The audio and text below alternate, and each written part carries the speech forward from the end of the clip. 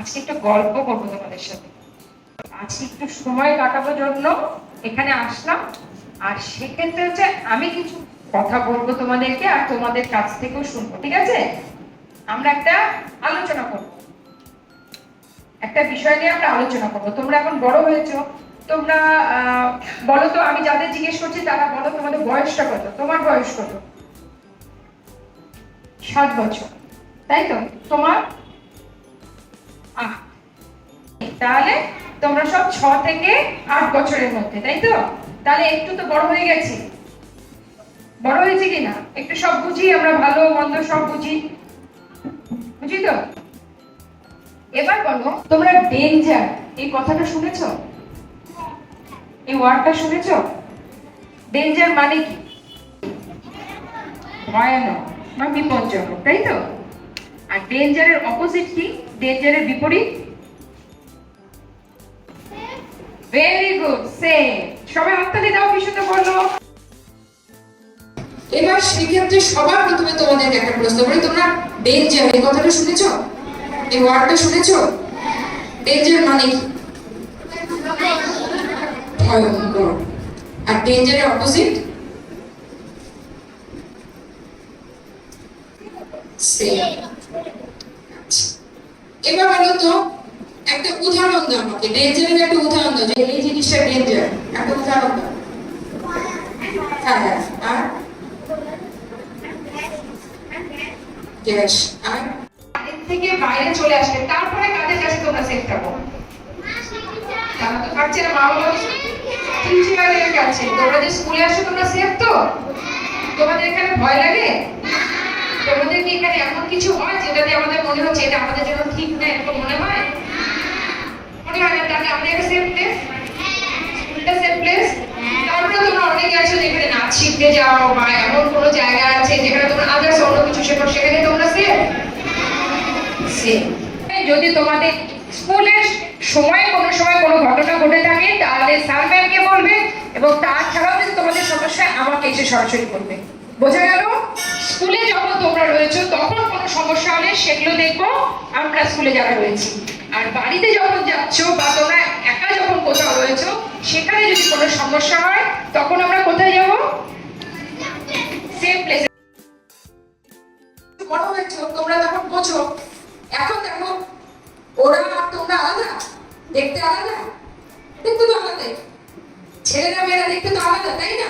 এবার দেখো, আমাদের ছেলেই হই আর মেয়েই হই, আমাদের সবার আগে বলো, আমাদের বডিতে কটা পার্ট রয়েছে?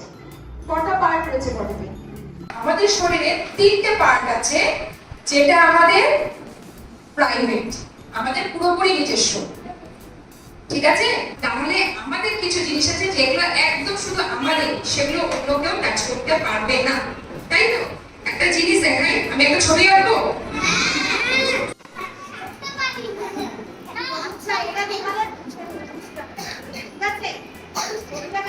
প্রাইভেট প্লেস বললাম 3টে। কোনটা কোনটা বলতে পারবে?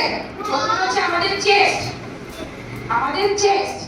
সেকেন্ড আমাদের বাটা, আমাদের পেছন, ব্যাক সাইড। থার্ড আমাদের দুটো পায়ের মাঝের অংশ। এই 3টে অংশ হচ্ছে আমাদের প্রাইভেট, এখানে কেউ টাচ করতে পারবে না। বোঝা গেল? তার মধ্যে রয়েছে কে কে এই জায়গাগুলো টাচ করতে পারবে এবং কখন। কে কি করতে পারে? তোমাদের সব থেকে কাছে জিনিস কে করতে পারে? মা আর বাবা। তোমরা যখন ডক্টরের কাছে গেছো তখন যদি মা বাবা সেখানে প্রেজেন্ট থাকে, তাহলেই ডক্টর সেখানে প্রয়োজন হলে টাচ করতে পারে। বোঝা গেল? এবার দেখো, আমরা কি করবো যখন শুধুমাত্র স্নান করি? অনেকে আছে যারা ঠাকুমা ঠাকুরদার কাছে স্নান করো তোমরা, তাই তো? শুধুমাত্র স্নানের সময় এবং ড্রেস চেঞ্জের সময় মা বাবা কিংবা ঠাকুমা যারা রয়েছে তারা টাচ করবে, অন্য সময় নয়। বোঝা গেল? বুঝতে পারছো? তোমরা ধরো কোথাও গেছো, যদি এরকম কোনো ঘটনা ঘটে, তোমাদেরকে কেউ টাচ করলো সে সমস্ত জায়গায়, তোমরা প্রথমে কি বলবে? তখন কি করবে? তোমার সামনে যারা থাকবেন, যাদের দেখে মনে হচ্ছে যে এখানে আমার বলা যেতে পারে, যারা বয়স্ক রয়েছে, সেখানে আমরা দৌড়ে গিয়ে সে কথাটা বলবো। বোঝা গেল? বোঝা গেল?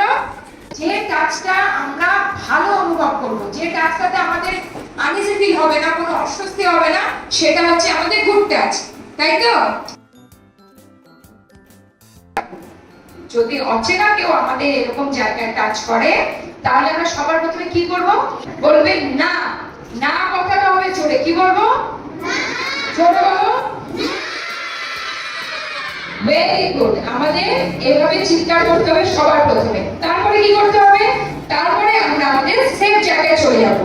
যদি সেখানে মা বাবা থেকে থাকে, আমরা মা বাবার কাছে চলে যাব। যদি মা বাবা না থাকে, তাহলে আমাদের যে জায়গাটা মনে হবে সেফ, বা যার কাছে আমরা সেফ মনে করব, আমরা সেখানে যাব। বোঝা গেল?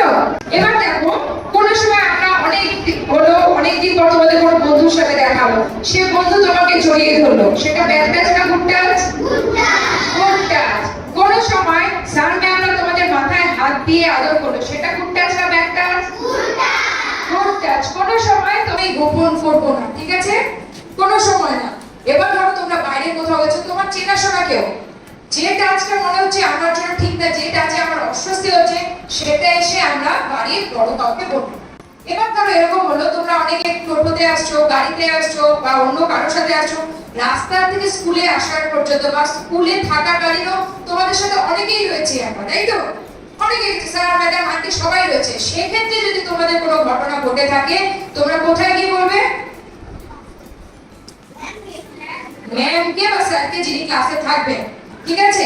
তারপরেও যদি না হয়, তোমরা আমাকে এসেও বলতে পারো। সেক্ষেত্রে বলছি, এবার মনে হলো আমার বেস্ট ফ্রেন্ড আমাকে সেরকম ভাবে টাচ করলো না, আমার বেস্ট ফ্রেন্ডও সেখানে টাচ করতে পারে না আমাকে। আমরা কোথায় থাকি? আমাদের দেশের নামটা কি? ভারতবর্ষ। তো আমাদের নিজস্ব একটা সংস্কৃতি, নিজস্ব একটা কালচার এগুলো রয়েছে, তো তাই তো? সবার আগে আমাদের কি করতে হবে? রেসপেক্ট করতে জানতে হবে। রেসপেক্ট করতে জানতে হবে তো সবাইকে, সেটা আমার থেকে বড় হোক, আমার থেকে ছোট হোক, আমার সমবয়সী হোক, আমরা সবাই সবাইকে রেসপেক্ট করব। কিভাবে করব? ধরো কোনো সময় এরকম কোনো ঘটনা তোমার বন্ধুর সাথে হলো, সে বন্ধু ভয়ে কাউকে কিছু বলতে পারলো না, তখন তুমি কি করবে? তোমার কি করা উচিত? তোমার কি করা উচিত? দৌড়ে গিয়ে বাইরে কাউকে বলা উচিত। এবার আরেকটা জিনিস রয়েছে, তোমরা অনেকেই রয়েছে যারা বাড়িতে হয়তো মা বাবা কাজে যায়, অনেক সময় অনেক ক্ষেত্রে একাও বাড়িতে থাকতো। সেই সময় আমরা কি করব? সবার প্রথমে আমরা দরজাটা আটকে রাখবো। যতক্ষণ আমরা বাড়িতে একা রয়েছি, আমরা বাড়ির দরজা আটকে রাখবো। বোঝা গেল? তারপরেও যদি কোনো রকম কোনো ঘটনা ঘটে, সে তোমার আত্মীয় স্বজন হতে পারে, তোমার পাড়া প্রতিবেশী হতে পারে, তোমার দাদা কাকা মাসি পিসি যেই হোক না কেন, যদি এরকম কোনো বিষয় হয়, আমরা সবার আগে গিয়ে মা বাবাকে এটা অবশ্যই জানাবো। এবার ধরো তোমরা কোথাও ঘুরতে গেছো, সেখানে আশেপাশে তোমার মা বাবা নেই, তুমি অন্য কারোর সাথে কোথাও ঘুরতে গেছো, সেখানে এরকম কোনো ঘটনা হলো, সেখানে আমরা কি করবো? যাকে দেখে আমার মনে হচ্ছে এখানে সেফ, আমি বলতে পারি কথাটা, আমরা গিয়ে সেখানে বলবো। বোঝা গেল? আমাদেরকে আগে ঠিক হতে হবে, তাই না? আমরা নিজেরা যদি ঠিক না হই, তাহলে আমরা প্রোটেস্টই করবো কিভাবে? বা আমরা যদি সেই ভুল কাজটা অন্যের সাথে করি, সেটা কি ঠিক হবে? যদি আমাদের সাথে ভুল কিছু করে, তাহলে কি বলতে হবে? সেটা এত আস্তে চলবে।